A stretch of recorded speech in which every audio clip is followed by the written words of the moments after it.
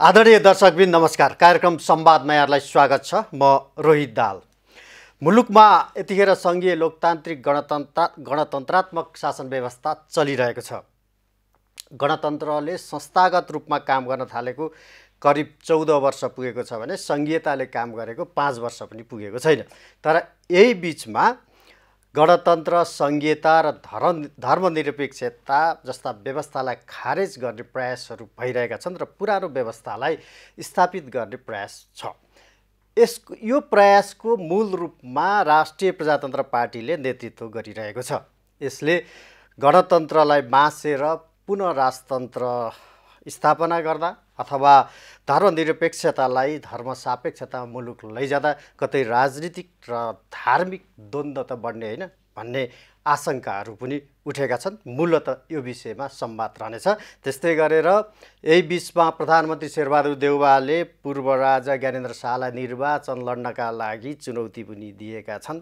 यो विषय पनि आज रहनेछ। त्यस्तै राष्ट्रिय प्रजातन्त्र पार्टीको आसन्न महाधिवेशन, त्यसले ल्याउने नीति, कार्यक्रम र नेतृत्वको विषयमा पनि संवाद हुनेछ। त्यसका लागि आज हामीसँग हुनुहुन्छ राष्ट्रिय प्रजातन्त्र पार्टीका अध्यक्ष तथा पूर्व उपप्रधानमन्त्री पनि हुनुहुन्छ कमल थापा। स्वागत छ कार्यक्रममा। धन्यवाद। मैले सुरुमा भने तपाईहरुले जे राजनीतिक मुद्दाहरू अहिले उठाउँदै हुनुहुन्छ, यो कलिलो व्यवस्थामाथि जुन प्रहार गरिरहनु भएको छ, यसले राजनीतिक र धार्मिक द्वन्द्व निम्त्याउन खोज्नु भएको, बल्ल बल्ल शान्ति स्थापना भएको मुलुकमा भन्ने प्रश्न छ। होइन, अब वास्तवमा जुन मुद्दाहरू हामीले उठाइराखेका छौँ, चाहे त्यो हिन्दू राष्ट्रको कुरा होस्, चाहे राज संस्था सहितको प्रजातन्त्रको कुरा होस्, चाहे त्यो सुदृढ स्थानीय स्वायत्त शासनको कुरा होस्, यो हामीले अहिले आएर उठाएको विषय होइन।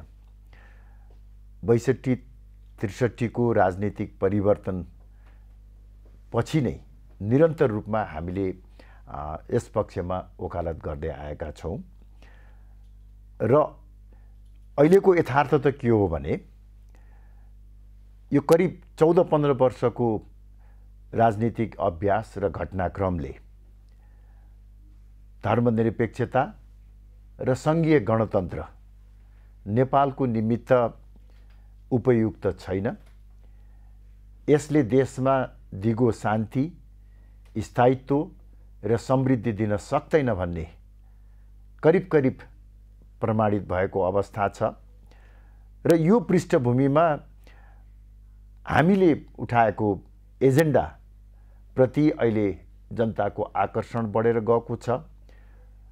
विभिन्न राजनीतिक दलहरू जो हिजो सङ्घीय गणतन्त्र र धर्मनिरपेक्षताको पक्षमा थिए, उनीहरूमा पनि यो विषयमा पुनर्विचार हुन लागेको, राष्ट्रिय बहस सुरु हुन लागेको अवस्था छ। त्यसकारणले हामीले यो विषय उठाएर शान्ति र स्थायित्व भङ्ग गर्न खोजेको होइन। गणतन्त्र र सङ्घीय शासन व्यवस्था र धर्मनिरपेक्षताले शान्ति र स्थायित्व दिन नसकेको हुँदा शान्ति र स्थायित्वको निमित्त हामीले आफ्नो एजेन्डालाई अगाडि बढाएका हौँ र यसमा अलिकति के पनि प्रश्न हुन जरुरी छ भने तपाईले आफ्नो प्रस्तुतिको क्रममा भन्नुभयो कि पुरानै व्यवस्थामा फर्काउन खोजियो भन्ने छ। हामीले पुरानो व्यवस्थामा फर्किन खोजेको होइन।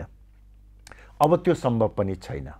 चाहे त्यो राज संस्थाको कुरा गर्नुहोस्, अब 62-63 भन्दा अगाडिको जस्तो राज संस्थाको पुनर्स्थापना सम्भावना छैन र सङ्घीयता वा धर्मनिरपेक्षताको सम्बन्धमा पनि हामीले पुरानै अवस्थामा फर्कन खोजेको होइन। हाम्रो चाहिँ नि मान्यता के हो भने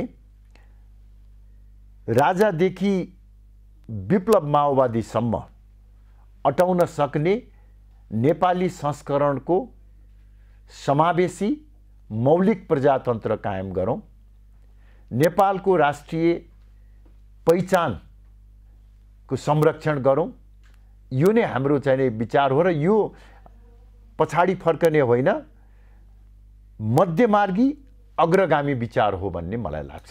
अब त्यसलाई अब भाषागत रूपमा जे बनाए पनि मूलतः राज संस्था सहितको प्रजातन्त्र भनेर यहाँको कुरा हो होइन। अब यो व्यवस्था पनि परोक्ष रूपमा झन्डै 2000 वर्ष प्रत्यक्ष रूपमा 240 वर्ष शासन गरिसकेको व्यवस्था, यत्रो लामो अभ्यासबाट भइसकेको व्यवस्था जो जनतालाई थाहा छ, त्यही व्यवस्थाका लागि चाहिँ फेरि तपाईँहरू लड्दै हुनुहुन्छ, जसका कारण राजनीतिक द्वन्द्व चाहिँ देशमा निम्तिने हो कि बल्ल बल्ल शान्ति आएको बेलामा भन्ने एउटा प्रश्न छ। अर्को चाहिँ धार्मिकता झन् छँदै नै छ। यसले द्वन्द्व निम्त्याउने खतरा छ कि भन्ने मान्छेमा आशंका छ भन्न खोजेको। होइन, अहिलेकै व्यवस्था र अवस्थालाई निरन्तरता दियो भने तपाईँले भने जस्तै अन्ततः शान्ति खलबलिन्छ, सामाजिक सद्भाव र एकता खलबलिन्छ र देश धार्मिक द्वन्द्वमा जान सक्ने खतरा छ।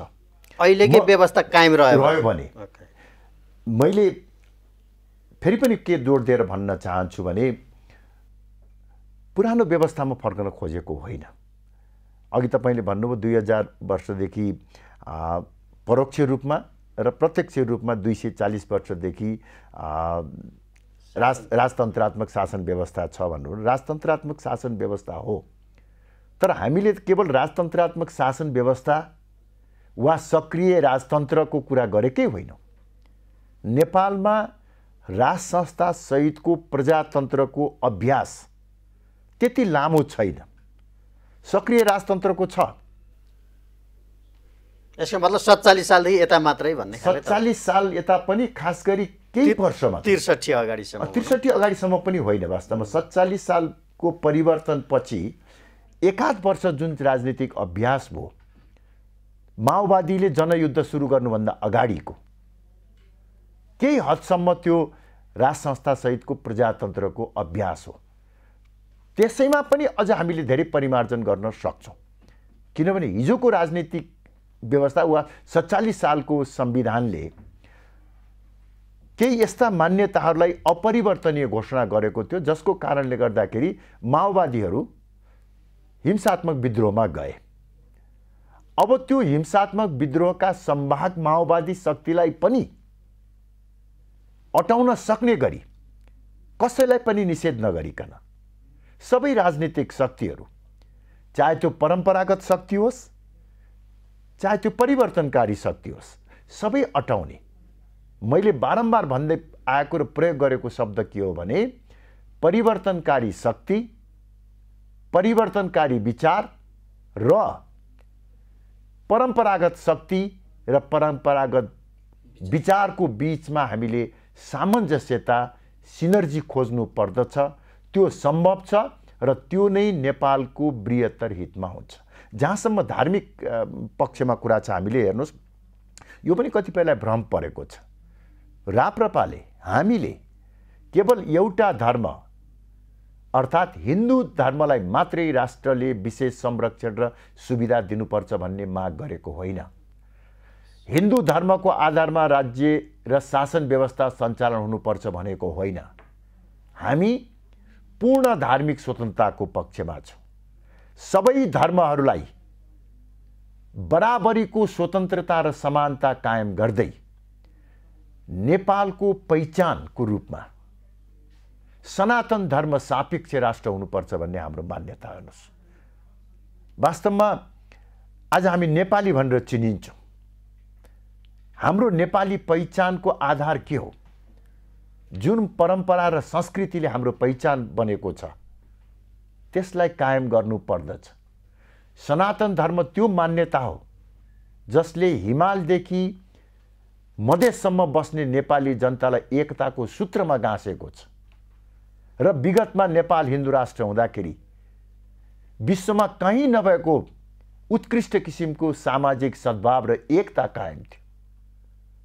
त्यस कारणले गर्दाखेरि हामीले शान्ति र स्थायित्वको निमित्त भनेको, यदि अहिले पनि नेपालमा 94% ओमकार परिवारका छन्, सनातन धर्मावलम्बीहरू छन्, त्यो 94% जनताको पहिचानलाई, आस्थालाई निषेध गरेर, अवमूल्यन गरेर, त्यसलाई अतिक्रमण गरेर अनि देशमा शान्ति स्थायित्व हुन्छ। यसलाई अलिकति व्याख्या अथवा प्रष्ट गराइदिनु। जस्तै तपाईँले पूर्ण धार्मिक स्वतन्त्रता भन्ने शब्द प्रयोग गरिरहनुहुन्छ।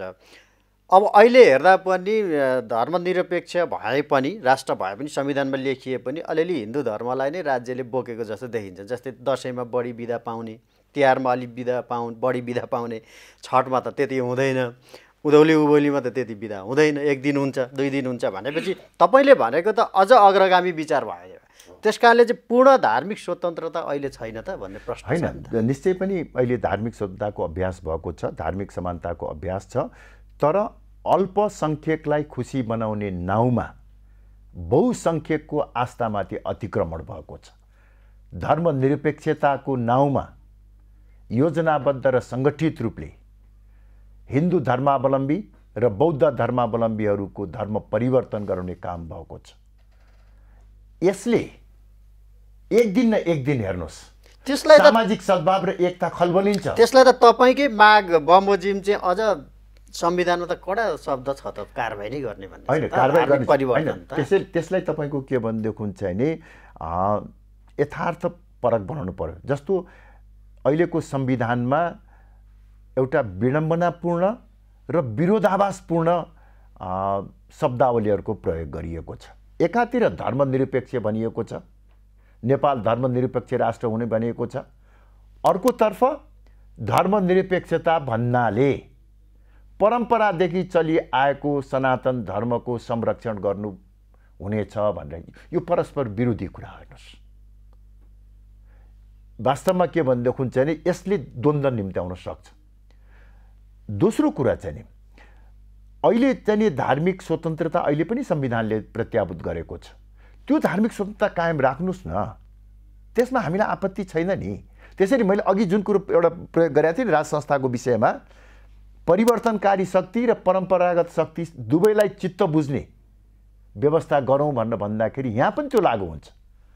परिवर्तनकारी शक्तिहरूको धार्मिक स्वतन्त्रता र समानता, यदि उहाँहरूले नेपालको सनातन धर्मलाई नष्ट गर्न खोजेको होइन, धार्मिक स्वतन्त्रता र समानता खोजेको भए त्यो धार्मिक स्वतन्त्रता र समानतालाई संवैधानिक ग्यारेन्टी गरौँ र परम्परागत शक्तिको मान्यता र विचारलाई सम्मान गर्दै, नेपालका बहुसङ्ख्यक जनताको आस्थालाई सम्मान गर्दै, नेपालको व्यक्ति, परिवार, समाज र राज्य सञ्चालनको जुन आधार छ त्यसलाई कायम राख्दै सनातन धर्म सापेक्ष राष्ट्र हुनुपर्छ भन्ने हाम्रो मान्यता हो र यो विश्वभरि चलेको प्रचलन हो। नेपालमा मात्र हामीले हिन्दू राष्ट्रको कुरा गऱ्यौँ भने आज संसारमा कैयौँ मुलुकहरू क्रिस्चियन राष्ट्र छन्, कैयौँ मुलुकहरू गणतान्त्रिक मुलुकहरू नै क्रिस्चियन मुलुक छन्, इस्लाम मुलुकहरू छन् भने विश्वमा एउटै मात्र हिन्दू राष्ट्र थियो। त्यसले के बिगारेको थियो?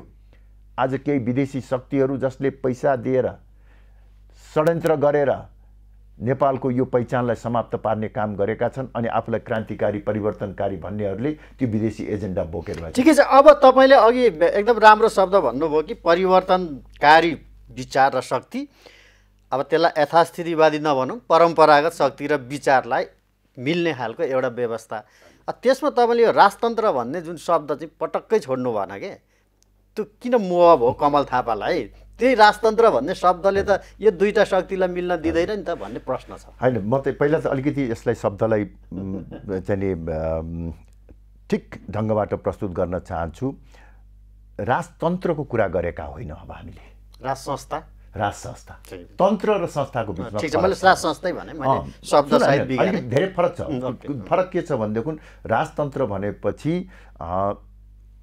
राजा सर्वे सर्वा हुने चाहिँ व्यवस्थाको कुरा हो। अब अहिले त्यो होइन।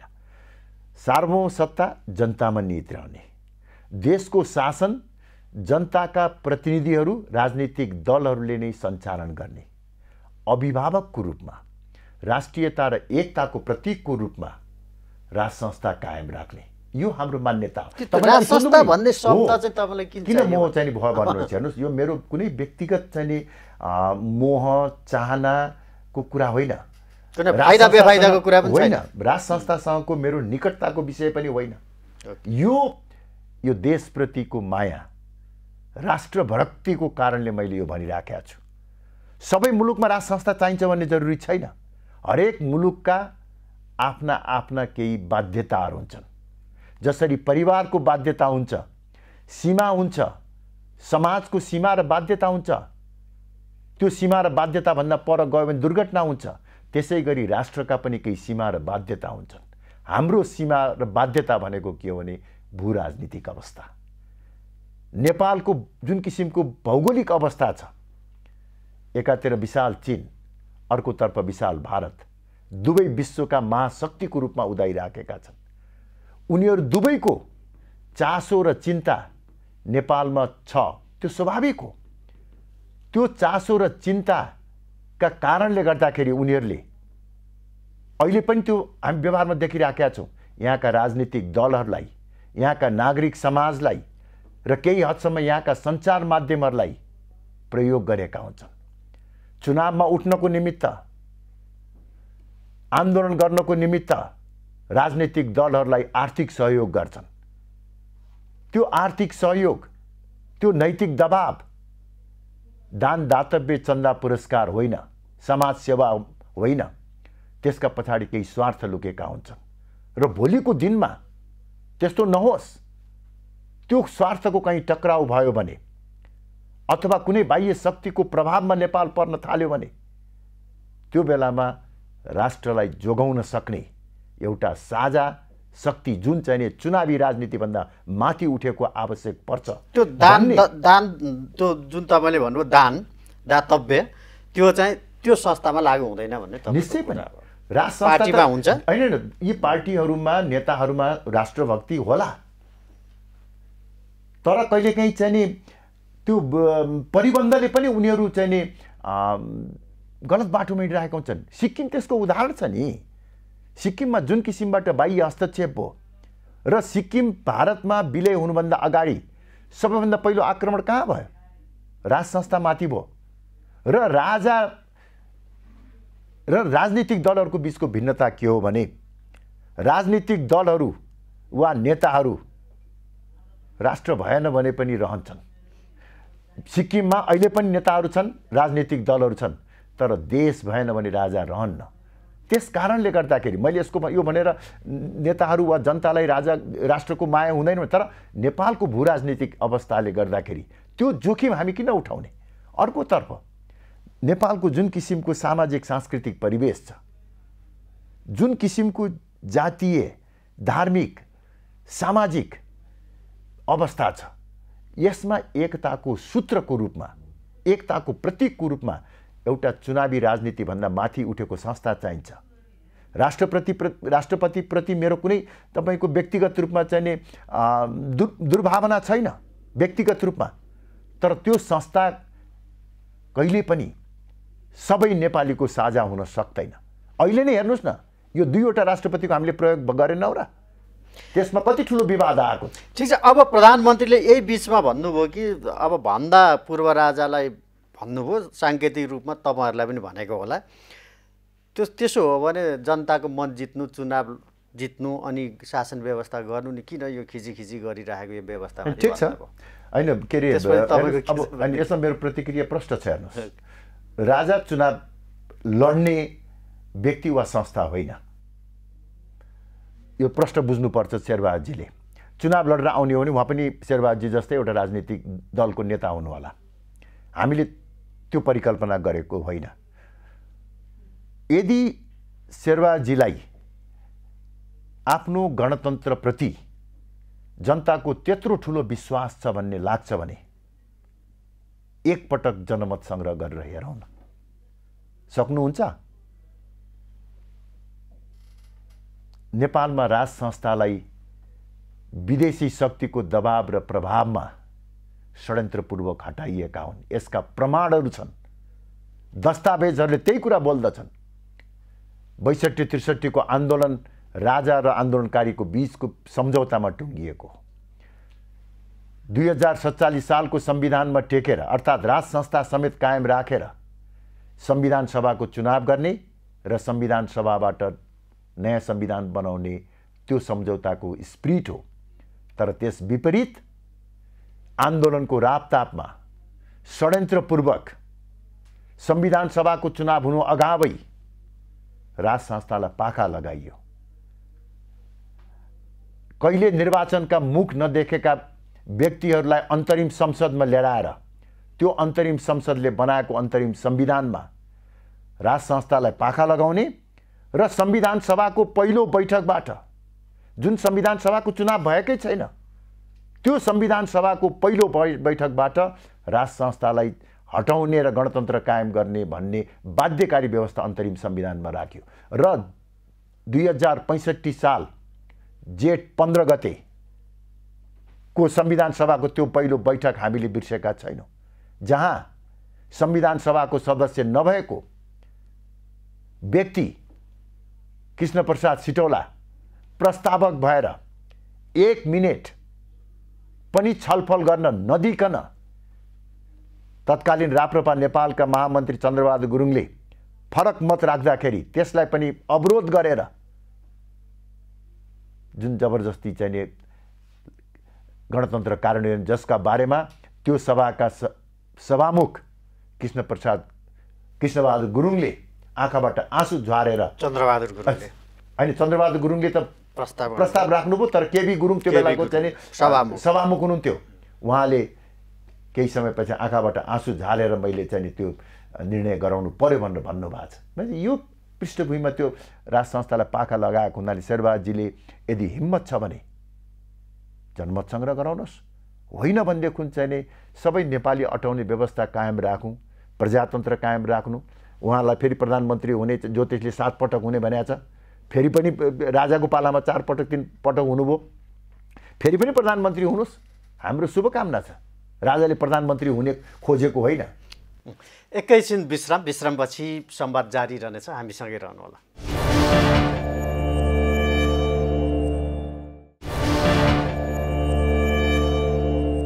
तपाईँले भनेका एजेन्डा जे भने पनि यसको फेरि अन्तिम भनेको त ब्यालेटै होला नि त, होइन? त्यो भित्र त जनताको मत त पर्नु पर्यो।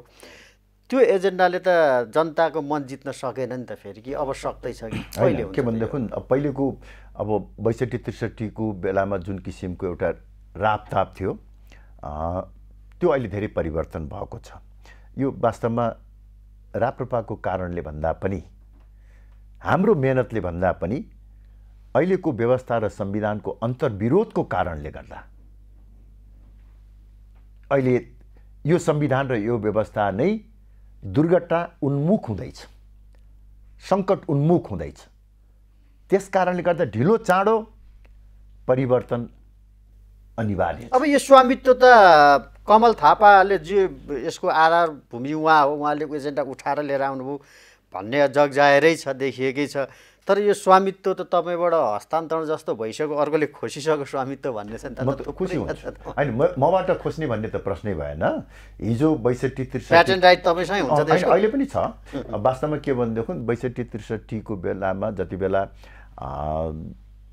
गणतन्त्रात्मक व्यवस्था चाहिँ कायम गरियो, त्यो बेलामा राज संस्था, हिन्दू राष्ट्र र स्थानीय स्वायत्त शासनको पक्षमा हामी मात्र थियौँ। विगतमा सँगै राजासँग काम गरेका र राप्रपामा हामी सँगै बसेर काम गरेका पनि धेरै ठुलो सङ्ख्यामा गणतन्त्रको पक्षमा जानुभयो। तर अहिले बिस्तारै उहाँहरूले रियलाइज गर्नुभयो र अहिले हामी राप्रपामा सम्पूर्ण चाहिँ एक ठाउँमा भएर आफ्नो एजेन्डाप्रति प्रतिबद्ध छौँ। यो मलाई चाहिँ खुसी लाग्छ र यो चाहिँ एउटा उपलब्धि हो भन्ने मैले ठानेको छु। त्यसै गरी हो, सङ्गठनात्मक रूपमा अहिले राप्रपा कमजोर भएको छ। कमजोर हुनुमा विभिन्न कारणहरू छन्, केही कमी गल्ती हामीबाट पनि भएको छ, त्यसलाई हामी सच्याएर अगाडि बढ्छौँ। तर हिन्दू राष्ट्र र राज संस्थाको पक्षमा जनताको सकारात्मक समर्थन बढिरहेको छ। हिजोको दिनमा हामी मात्रै थियौँ भने अहिले स्वस्फूर्त रूपमा सडकमा चाहिँ पनि आन्दोलन भइराखेका छन्, सङ्घर्ष भइराखेका छन्। विभिन्न राजनीतिक दलहरूमा पनि यसबारेमा चर्चा परिचर्चा भएको छ। तपाईँकै ठ्याक्कै एजेन्डा बोकेर सडकमा काठमाडौँको माइती घरमा जुलुस निकाल्ने र नारा लगाउनेहरूले चाहिँ तपाईँले नै गाली गर्न थाले नि त, यो मुद्दा चाहिँ कमल थापाले छोड्यो भनेर। अब त्यसबाट उहाँहरूको इमान्दारिता शङ्कास्पद छ भन्ने कुरा प्रष्ट हुन्छ। हेर्नुहोस्, वास्तवमा मैले त यी सबै जति पनि अहिले चाहिँ राज संस्थाको पक्षमा जुन उभार देखिराखेको छु, यसलाई आफ्नो उपलब्धि ठानेको छु। जुन एजेन्डा स्थापित गर्नको निमित्त म अगाडि बढिराखेको छु, यो अरू कसैको कारणबाट पनि स्थापित हुन्छ भने म खुसी हुन्छु। हेर्नुहोस्, त्यो मेरो लागि एउटा ठुलो खुसीको कुरा हो। तर एउटा विडम्बनाको कुरा चाहिँ तपाईँ अहिले बडो एउटा प्रासङ्गिक कुरा उठाउनु भयो। कहिलेकाहीँ मलाई पनि आश्चर्य लाग्छ। जुन व्यक्ति र जुन राप्रपाले हिन्दू राष्ट्र र राज संस्थाको पक्षमा वकालत गर्दै रगत पसिना बगायो, जसले निरन्तर सदनदेखि सडकसम्म सङ्घर्ष गर्यो, होला हामीबाट केही कमी कमजोरी भएका होलान्। त्यो कमी कमजोरीलाई औनाउनुलाई म अन्यथा ठान्दिनँ, तर निषेधै गर्ने स्थिति, निषेध गर्ने, अस्वीकार गर्ने, चरित्र हत्या गर्ने, यसको मूल संवाहक व्यक्ति, नेतृत्व र पार्टीलाई, व्यक्तिगत रूपमा मलाई मात्रै होइन राप्रपा सिङ्गोलाई जुन किसिमबाट चरित्र हत्या र बदनाम गर्ने प्रयास गरिएको छ, उनीहरू वास्तवमा कति इमान्दार छन् भन्ने कुरा त्यो समयले पुष्टि गर्ने कुरा हो। यदाकदा बर्खाको बेलामा भेलबाढी आउँछ, त्यो भेलबाढी नै शक्ति होइन।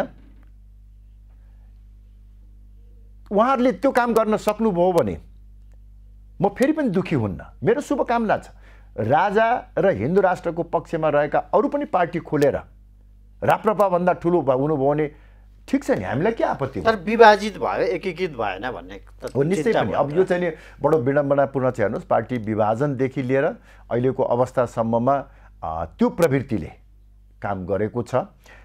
मलाई कहिलेकाहीँ चाहिँ नि तपाईँको अलि अनौठो पनि लाग्छ, आश्चर्य लाग्छ, कहिलेकाहीँ हाँसो पनि लाग्छ। राज संस्था विरोधी, गणतन्त्र पक्षधर, हिन्दू राष्ट्र विरोधी, धर्मनिरपेक्षता पक्षधरहरूले मलाई सधैँ नै तपाईँको विचार फरक छ, हामी सहमत हुन सक्दैनौँ, तर तपाईँको निष्ठाको हामी सम्मान गर्छौँ भनेर भन्छन्। चाहे पुष्पकमल दाहाल प्रचण्ड भन्नुहोस्, चाहे केपी ओली भन्नुहोस्, उहाँहरूले मलाई पटक पटक भन्नुभएको छ तपाईँ आफ्नो विचारमा प्रष्ट हुनुहुन्छ, तपाईँसँग कुरा गर्न सजिलो हुन्छ। तर गणतन्त्र पक्षधर र हिन्दू धर्मनिरपेक्ष पक्षधरहरूले होइन, आफूलाई राजावादी भन्नेहरू, आफूलाई हिन्दू राष्ट्र पक्षधर भन्नेहरूले किन कमल थापामाथि आक्रमण गरिरहेछ, किन राप्रपामाथि आक्रमण गरिरहेछन्, यसले शङ्का के हुन्छ भनेदेखि कमल थापा र राप्रपा कमजोर भयो, समाप्त भयो भने भोलिका दिनमा यो एजेन्डा सधैँको लागि समाप्त हुन्छ भनेर चलखेल गर्नेहरूले कहीँ कतै यिनीहरूलाई उचालेको त होइन भन्ने चाहिँ आशंका आउँछ। अझ यही कुर्सीमा बसेर त पूर्व राजासँग तपाईँको सम्बन्ध बिग्रिसक्यो भनेर पनि भन्छ, त्यस्तो छ र? अब राजासँगको मेरो सम्बन्ध सदैव सुमधुर रहँदै आएको छ, सौहार्दपूर्ण रहेको छ। राज संस्थाप्रति मेरो निरन्तर सम्मान छ। हो निश्चय पनि हेर्नुहोस्, अब कतिपय राज संस्था पक्षधर, हिन्दू राष्ट्र पक्षधरहरू ले मेरो जुन काम गर्ने शैली छ, जुन मेरो रोड म्याप छ, त्यसपछि त्यसमा अलिकति बेला बेलामा मतभेद राख्छन्, प्रश्न उठाउँछन्। त्यो स्वाभाविक हो भन्ने म ठान्छु। किनभने मैले एउटा कुरो चाहिँ के भने कतिपयलाई त्यो चित्त बुझेको छैन। त्यो के चित्त बुझेको छैन भने मैले यही संविधानभित्र रहेर प्रजातान्त्रिक मूल्य र मान्यता अनुसार जनताको अभिमतबाट एक दिन हिन्दू राष्ट्र र राज संस्था स्थापना गर्छौँ भनेर हामी लागिरहेका छौँ। कतिपयले यो कुरालाई विश्वास गर्दैनन्। उनीहरू के भन्छन्, यो त असम्भव कुरा गरिराखेका छ। उहाँहरूको चाहना म पनि सडकमा चाहिँ तपाईँको केवल यो नाराबाजीमा मात्रै हिँड्नु भन्ने छ। तर त्यो नाराबाजीले मात्रै हुँदैन, एउटा बलियो राजनीतिक शक्तिको आवश्यकता छ। मैले मेरो जीवनकालमा स्थापना गर्न सकिनँ भने पनि यदि यो मान्यतालाई मैले कायम राखेँ, बलियो पार्टी मैले बनाउन सकेँ भने भोलि मेरा छोराछोरीहरूले, मेरा सहयोगीहरूले, मेरा चाहिने सन्ततिहरूले, भावी पिँढीले, नयाँ पुस्ताले यो मान्यतालाई स्थापित गराउँछन्। भारतमा हेर्नुहोस् न, आजभन्दा 40-45 वर्ष अगाडि बिजेपी जम्मा 2 सिटमा सीमित थियो, कहिले 2, कहिले 15, कहिले 30 भएर चाहिँ निरन्तर रूपमा। तर 45 वर्ष 50 वर्ष पछाडि उसले बहुमत लिएर आएर भारतको शासन व्यवस्थालाई परिवर्तन गरिदियो, शासन व्यवस्थाका मूल्य मान्यतालाई परिवर्तन गरिदियो। जुन किसिमबाट झन्डै 4-5 दशकदेखि भारतमा जुन एउटा तत्कालीन भारतीय काङ्ग्रेस पार्टी र केही गठबन्धनकोले चाहिँ स्थापित गरेका मूल्य मान्यतालाई समाप्त पारेर अहिले एउटा एक किसिमको भन्ने भारतमा पुनर्जागरणको अवस्था स्थिति नेपालमा पनि आउन सक्छ। त्यसले अलि उत्साहित पनि बनायो तपाईँहरूलाई भन्ने छ होइन। त्यतातिर म अहिले जान्न। अब तपाईँले यो जे एजेन्डा स्थापित गर्न खोज्दै हुनुहुन्छ अथवा बोकेर आउनु भएको छ, अब तपाईँले भन्नुभयो सके आफ्नै पालोमा नभए पनि भावी पुस्ताले पनि यो चाहिँ स्थापित गर्छ भनेर यति दृढ मान्यता राख्नुहुन्छ। तर यो सँगसँगै तपाईँलाई त फेरि राप्रपा अब आउँदो महाधिवेशन अध्यक्ष बन्न नदिने र त फेरि अब त्यो स्वाभाविक रूपले तपाईँको चाहिँ नि अहिले हाम्रो सामाजिक परिवेशको प्रभाव राप्रपामा पनि पर्छ। केही छिटपुट प्रभाव पहिले पनि थियो, अहिले अलिकति सघन रूपमा त्यो देखिएको छ। होइन, तपाईँले हुर्काएर लिएर आएकैको अन्तर्वार्ता यसो सुनिन्छ अनि त्यो पनि मलाई त्यसमा खुसी लाग्छ। हेर्नुहोस्, मैले भाइ छोरा जस्तो माया गरेर हुर्काएर बढाएर एउटा राजनीतिक रूपमा राजनीतिक रूपमै चाहिँ नि एउटा चाहिँ व्यक्तित्व चाहिँ जुन निर्माण गरिएको छ त्यो पार्टीको सम्पत्ति हो। हेर्नुहोस्, ती व्यक्तिहरू, त्यो युवा पिँढीहरू, त्यो नयाँ पुस्ताका चाहिँ साथीहरू, त्यो राष्ट्रिय प्रजातन्त्र पार्टीको पुँजी हो। त्यसमा मलाई गौरव हुन्छ। हेर्नुहोस्, त्यसले मलाई तपाईँको त्रसित, आतंकित वा लघुताभास हुँदैन, खुसी नै हुन्छु।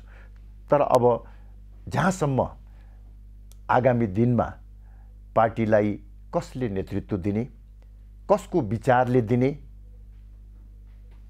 त्यो कुरा महाधिवेशनले निर्णय गर्छ। त्यसमा त तपाईँको विरुद्धमा अब युवा पुस्ता होइन, अब हाम्रो युवाको परिभाषा फरक छ, युएनको फरक छ, जे होस् तपाईँ पछिको पुस्ता भनौँ राप्रपाको, त्यो पुस्ताले चाहिँ अब लिने भनेर त सार्वजनिक रूपमा भनिसक्यो। जस्तै धवल शमशेरले भनिसक्नुभयो, राजेन्द्र लिङ्गदेनले भनिसक्नुभयो, विक्रम पाण्डेहरू एक ठाउँमा आएर अब अरू त तपाईँले साङ्केतिक रूपमा भनिसक्नुभयो अल्छी घोडा भनेर, त्यताबाट त पार्न लाग्ला होइन।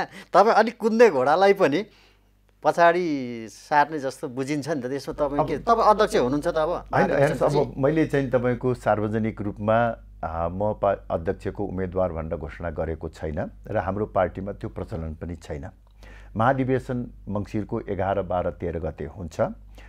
देशभरिका महाधिवेशनका प्रतिनिधि साथीहरू आइसकेपछि उहाँहरूसँग सल्लाह गरेरै मैले निर्णय गर्ने हो।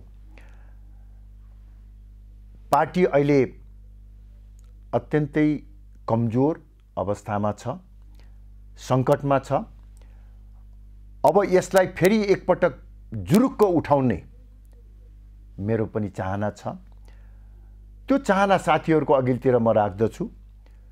साथीहरूले फेरि पनि तपाईँको आवश्यकता छ भन्ने महसुस गर्नुहुन्छ भने म जिम्मेवारी बोक्न तयार छु। होइन, साथीहरूले विश्राम गर्नुहोस् भन्ने चाहिँ निर्णय गरे भने म खुसी साथ निर्णयलाई स्वीकार गर्छु र म तपाईँको पराजित भएर पार्टी फुटाएर जान्न। यति चाहिँ भनिदिनु नि त, निर्वाचनमा जे जस्तो परिणाम आउँछ म निर्वाचन चाहिँ लड्छु भन्ने चाहिँ हो? त्यो पनि होइन, त्यो पनि होइन, नलड्न पनि सक्नुहुन्छ? होइन, अहिले लड्दिनँ पनि म भन्दिनँ। म तपाईँको के भनेदेखि चाहिँ नि पार्टीका साथीहरूको सल्लाह बमोजिम जिम्मेवारी बोक्नको निमित्त तयार छु। सल्लाह तपाईँले राजनीतिक रूपमा औँला समाएर लिएर आएकोले तपाईँलाई चुनौती दिइसकेपछि त त्यही होला नि त तपाईँको ब्याकबोन त। होइन, मलाई खुसी छ। हेर्नुहोस्, मेरो चाहिँ भाइ साथीहरूले जुन किसिमको एउटा आफूलाई अब त्यो नेतृत्व लिनको निमित्त हामी सक्षम भएका छौँ भनेर चाहिँ नि दाबी गर्नुभएको छ। त्यसलाई म सकारात्मक रूपमा लिन्छु। आज राजेन्द्र लिङ्गदेन, धवल शमशेरहरूले खुलेआम कमल थापालाई चुनौती दिने राजनीतिक रूपमा भन्नेको अर्थ उहाँहरूको भनाइ त छ। यो तपाईँले आफूले प्रश्न पनि पारिदिनु पर्नेछ। कमल थापाका कारण मौलाएको राप्रपा चाहिँ फेरि ओइलायो भन्ने उहाँहरूको भनाइ छ कि तपाईँका कारण। तपाईँले राम्रो गर्नुभयो। वास्तवमा चाहिँ एकदम त्यो आरोप छ कि होइन, एकदम सही कुरा हो। यसको मैले काहीँ न काहीँ जवाब दिनु जरुरी थियो। वास्तवमा 62-63 पछि हामीले तत्कालीन राप्रपाको मूल धारबाट अलग भएर हिन्दू राष्ट्र, राज संस्था र सुदृढ स्थानीय स्वायत्त शासनको एजेन्डा बोकेर राप्रपा नेपाल स्थापित गर्यो। त्यो 62-63 देखि 10 वर्ष अर्थात् 72-73 सम्म पार्टीलाई मैले मेरो रोड म्याप अनुसार चलाएँ। मेरो मार्गचित्र र अवधारणा अनुसार चलाएँ। संविधान निर्माण भइसकेपछि र खास गरी 2073 सालपछि पार्टी ठुलो बनाउने नाउँमा यिनै नयाँ पुस्ताका साथीहरूको पनि अभिप्रेरणाबाट मैले कैयौँ सम्झौताहरू गर्नु पर्यो। अल्छी घोडा भित्राउनु हो, अनेक सम्झौता, अहिले त्यतापट्टि नजाउँ, विवादको कुरा गर्न चाहिँ मैले कैयौँ सम्झौताहरू गर्नु पर्यो। चाहे त्यो प्रचण्डको सरकारमा जाने कुरा हो, त्यो मेरो चाहना थियो कि म बाध्य भएको थिएँ। चाहे चुनावमा नेपाली काङ्ग्रेससँग सहकार्य गर्ने कुरा, त्यो कुन परिस्थितिमा भएको थियो, त्यो सबै पीडा मैले मेरो छातीभित्र लुकाएर राखेको छु। हेर्नुहोस्, तर यति आत्मालोचनाका साथ म के स्वीकार गर्छु भने 73 सालपछि हामीले मेरो रोड म्यापबाट मैले पार्टीलाई चलाउन सकिनँ र म अरूबाट प्रभावित भएँ। अहिले चाहिँ तपाईँकै यही चाहिँ लोकप्रिय कार्यक्रमबाट म भन्छु, यदि मैले चाहिँ जिम्मेवारी पाएँ भने आगामी दिनमा म दृढतापूर्वक मेरो आफ्नो रोड म्याप अनुसार, जसरी मैले विगतमा राप्रपा नेपाललाई मेची महाकाली गाउँ गाउँमा पुगेर जनताको घर घरमा पुगेर पार्टीलाई चाहिँ उठाउने काम गरेको थिएँ, अहिलेको देशको अवस्थाका बारेमा जनतालाई बुझाएर कसरी लोकतन्त्रको आवरणमा सर्वसत्तावाद हावी भइराखेको छ, कसरी धर्मनिरपेक्षताको आडमा हाम्रो सनातन धर्म संस्कृतिमाथि आक्रमण भइरहेको छ, कसरी बाह्य शक्तिको चलखेल र प्रभाव बढेर गइरहेको छ, कसरी भ्रष्टाचार एउटा सदाचारको रूपमा देखा परिरहेको छ, यो बारेमा आम जनतालाई बुझाउने र त्यसबाट मुक्तिको निमित्त राप्रपाको जुन वैकल्पिक विचार, वैकल्पिक मार्गचित्र छ, त्यो जनतालाई बुझाएर आगामी दिनमा राप्रपालाई देशको अग्रणी शक्ति बनाउने सोचाइ मेरो छ। यतिसम्म चाहिँ भन्न मिल्यो। अब त्यसो भए होइन, विगतमा जे जस्तो कारणले बाध्यताले होस् मेरा कारणले राप्रपा कमजोर भयो, त्यो पनि म स्वीकार्छु। अब नेतृत्व पाएँ भने फेरि राप्रपालाई उचाल्छु, त्यो पनि स्वीकार्छु भन्दा निश्चय पनि हेर्नुहोस्, मैले ककसका कारणले गर्दाखेरि अब मैले त्यो चाहिँ सम्झौता गर्नु पर्यो, गलत बाटोमा हिँड्नु पर्यो, तपाईँको कुरा भयो, दोष दिन्न।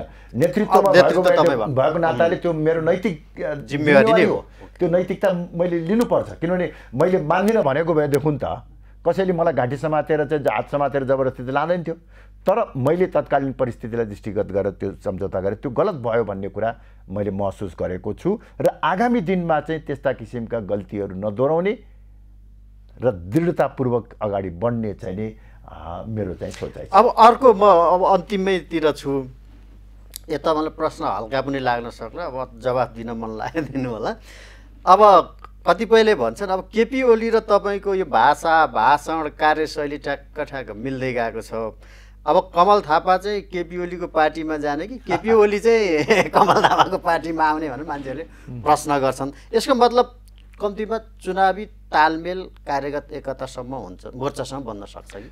निश्चय पनि हुनसक्छ। हेर्नुहोस्, वास्तवमा अब सैद्धान्तिक वैचारिक रूपमा केपी ओलीजी र हामीहरूको बिचमा धेरै ठुलो भिन्नता छ। हेर्नुहोस्, मैले अघि नै भने हाम्रा जुन मान्यताहरू छ त्यो मान्यताको कारणले गर्दाखेरि नेकपा एमाले र हामीहरूको बिचमा सैद्धान्तिक एकता हुन सक्दैन, तर मुलुकको बृहत्तर हितका निमित्त, खास गरी राष्ट्रियताको सवालमा, जनजीविकाको सवालमा, विकास निर्माणको सवालमा हामीहरूका साझा दृष्टिकोणहरू हुन सक्छन् र त्यो साझा दृष्टिकोणलाई लिएर आगामी दिनमा हामी नेकपा एमालेसँग पनि सहकार्य गर्न सक्छौँ। यदि यो साझा दृष्टिकोण बन्न सक्यो र नेपाली काङ्ग्रेस राप्रपाप्रति पनि सकारात्मक रूपमा भयो भने स्वाभाविक रूपले नेपाली काङ्ग्रेससँग पनि हाम्रो आगामी दिनमा सहकार्य हुन सक्छ। राप्रपा काङ्ग्रेस र कम्युनिस्टको विकल्पमा खडा भएको राजनीतिक दल भएको हुँदा र यसको एउटा संस्थापक भएको र यसको पछिल्लो कालखण्डमा एउटा विचारको प्रमुख संवाद भएको नाताले मैले अरू पार्टीमा जाने गर्ने भन्ने त कुरै छैन। तपाईँको के भनेदेखि यो पार्टीलाई बलियो बनाएर विरासतमा नयाँ पिँढीलाई सुम्पेर जाने हो। मैले एमाले र नेपाली काङ्ग्रेसको सँग चाहिँ चुनावी तालमेल हुनसक्छ, माओवादी र अहिले बनेको माधव नेपालको पार्टी के भन्छ, नेकपा एकीकृत समाजवादीसँग चाहिँ हुँदैन, अब अन्य मधेसी दलहरू त्यसलाई त्यसरी चाहिँ हामी एकैतालि निषेध छैन, नगर कसैप्रति पनि छैन, निषेध छैन। अब उहाँहरूसँग पनि कुराकानी गरेर अब चाहिँ उहाँहरूको कतिपय कुराहरू स्पष्ट हुन बाँकी छ। ती कुराहरू स्पष्ट रूपमा भयो भनेदेखि अब हामी एउटै चाहिँ राजनीतिक को परिवेशमा छौँ। त्यस कारणले गर्दाखेरि मलाई लाग्छ कसैप्रति पनि हामीले आग्रह पूर्वाग्रह निषेध गरेर जाने हाम्रो सोचाइ पनि छैन र त्यो गर्नु पनि हुँदैन भन्ने हामीलाई लाग्छ। र भोलिको दिनमा हाम्रो मान्यता स्थापित गर्नको निमित्त हामी एक्लैले त सक्दैनौँ नि। विप्लवसम्म कुरा गरिसक्नु पनि अघि हैन त केपी ओली, माधव नेपाल, प्रचण्ड, शेरबहादुरजी, विप्लवजी, उपेन्द्रजी, बाबुरामजी सबैको सहयोग लिएर हाम्रो मान्यता स्थापित गर्ने हो। त्यो ल्याकत राख्छ त राप्रपाले त्यत्रो शक्तिलाई लिएर आउनलाई सबै प्रयास गर्छ, कसैलाई पनि निषेध गर्नु हुँदैन भन्ने हाम्रो मान्यता हो। हस्, महत्त्वपूर्ण समयका लागि यहाँलाई धेरै धेरै धन्यवाद। हस्, धन्यवाद रुचि। आज हामीले संवाद गऱ्यौँ खास गरेर समसामयिक राजनीतिकै विषयमा, राष्ट्रिय प्रजातन्त्र पार्टीको आसन्न महाधिवेशन, त्यस्तै गरेर राज संस्था, त्यो धर्मनिरपेक्षता र सङ्घीयताका विषयमा केन्द्रित रहेर र यसका लागि आज हामीसँग हुन्थ्यो राष्ट्रिय प्रजातन्त्र पार्टीका अध्यक्ष कमल थापा। कार्यक्रमको निर्धारित समय सकिएको छ। खबरभित्रको खबरका लागि हेर्दै रहनुहोला एम न्युज खबर। नमस्कार।